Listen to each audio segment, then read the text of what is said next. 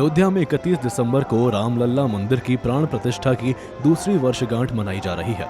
इस भव्य उत्सव में रक्षा मंत्री राजनाथ सिंह और मुख्यमंत्री योगी आदित्यनाथ शामिल हुए और रामलल्ला के दर्शन किए। हनुमानगढ़ी और श्री रामलल्ला मंदिर में विधिवत पूजा अर्चना की। साथ ही मां अन्नपूर्णा मंदिर के शिखर पर धर्म ध्वजा का विधिवत आरोहण भी किया, जिसके बाद मुख्यमंत्री योगी आदित्यनाथ ने कार्यक्रम को संबोधित किया और इशारों ही इशारों में पिछली सरकार पर जमकर हमला बोला और कई आरोप लगाए। पिछली सरकार ने अयोध्या को लहूलुहान करने का कार्य किया था। जिस अयोध्या में कभी संघर्ष नहीं होते थे, उस अयोध्या को लहूलुहान करने वाले लोग, उस अयोध्या में जिनके शासन में आतंकी हमले होकर के अयोध्या को लहूलुहान करने का प्रयास हुआ था, लेकिन प्रभु की कृपा और बजरंगबली जहां की रक्षा स्वयं कर रहे हो, वहां तो भूत पिशाच से निकट नहीं आवे महावीर जब।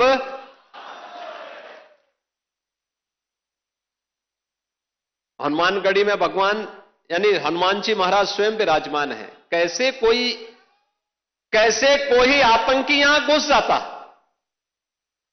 जैसे ही उन्होंने दुस्साहस किया था 2005 में, याद करिए कैसे पीएसी के जवानों ने ठक ठक ठक ठक करके वहीं पे उनको मार गिराया। अयोध्या तो संदेश देती है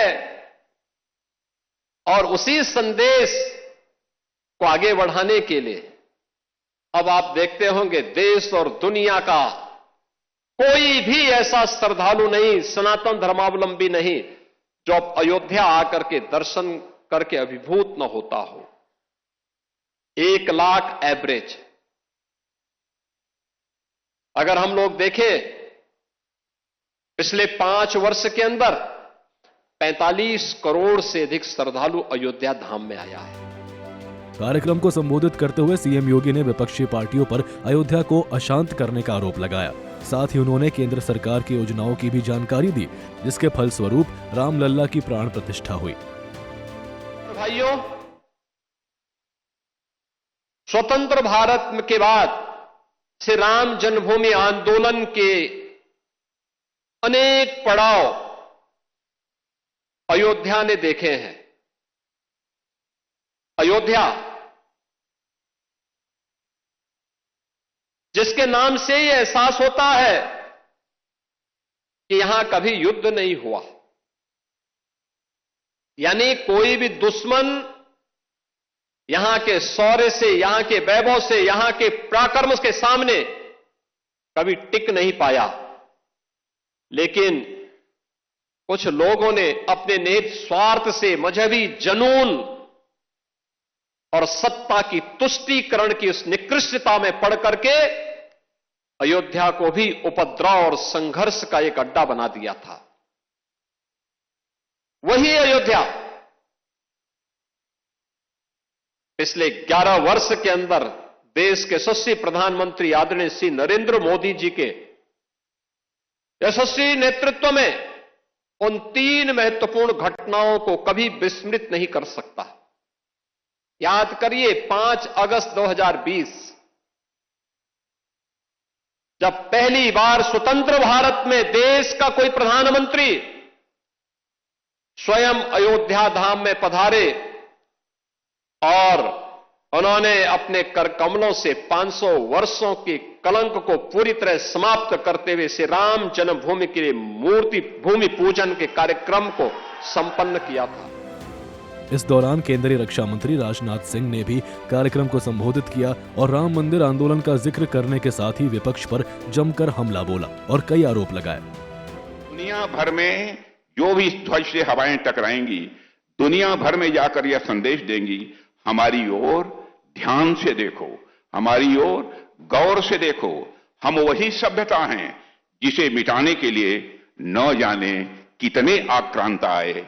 आज उन आक्रांताओं के कहीं अवशेष भी नहीं बचे हैं और हमारे ध्वज समंदर पार भी गगन से इस समय बातें कर रहे हैं।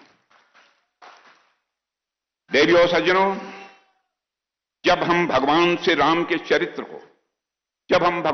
राम के चरित्र को पढ़ते हैं रामायण से रामचरितमानस या राम कथा के अन्य प्रसंगों को हम समझते हैं तो एक बात बार बार सामने आती है कि जब जब इस धरती पर ऋषियों ने यज्ञ करने का संकल्प लिया, तपस्या का मार्ग चुना, धर्म की स्थापना का उन्होंने प्रयास किया, तब तब कुछ आसुरी शक्तियां आईं और उस यज्ञ को भंग करने का उन्होंने प्रयास किया। यही इतिहास है, यही सत्य भी है और वैसा ही दृश्य हमने अपने जीवन काल में भी देखा है। जब रथ यात्रा शुरू हुई और अयोध्या से लेकर पूरे भारत के संत, महंत, वैरागी और कार सेवक एक स्वर में खड़े हुए, तब उन पर भी वही आसुरी शक्तियां टूट पड़ी थी। मैं खुद भी उन तमाम घटनाओं का साक्षी रहा हूं और मैं अपने को भाग्यशाली मानता हूं कि जिस समय ढांचा यहां गिरा था, उसके बाद पहला जो सत्याग्रह का आंदोलन प्रारंभ हुआ था, उसमें युवा मोर्चे का मैं राष्ट्रीय अध्यक्ष था। एक संत के साथ मुझे भी नेतृत्व करने का अवसर प्राप्त हुआ था। गोलियां चली थी उस समय, लाठियां बरसी, रास्ते रोके गए और प्रभु राम का नाम लेने वालों को अपराजित घोषित करने का भी उस समय प्रयास किया गया। राम का नाम लेने वालों को कारागार की चार दीवारियों के पीछे कर दिया गया। पर देवियों सज्जनों, हम सब ने प्रभु राम से ही सीखा है, समय सबका न्याय करता है। प्रभु राम से हम सबने सीखा है, समय सबका न्याय करता है।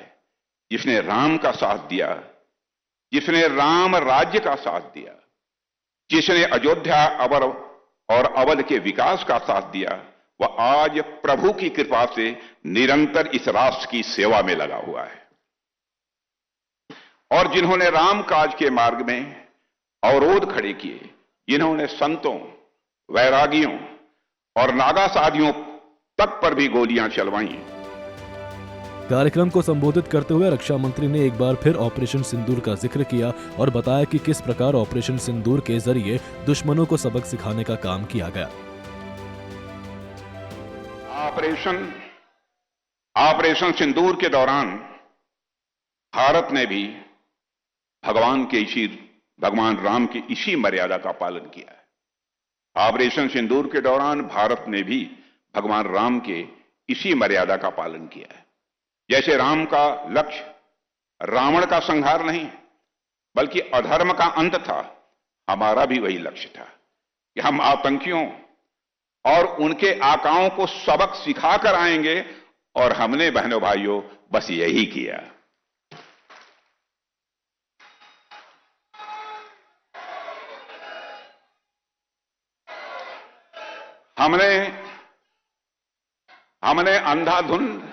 हमने अंधाधुन प्रतिक्रिया नहीं दी, बल्कि सीमित, नियंत्रित और उद्देश्यपूर्ण कार्रवाई की।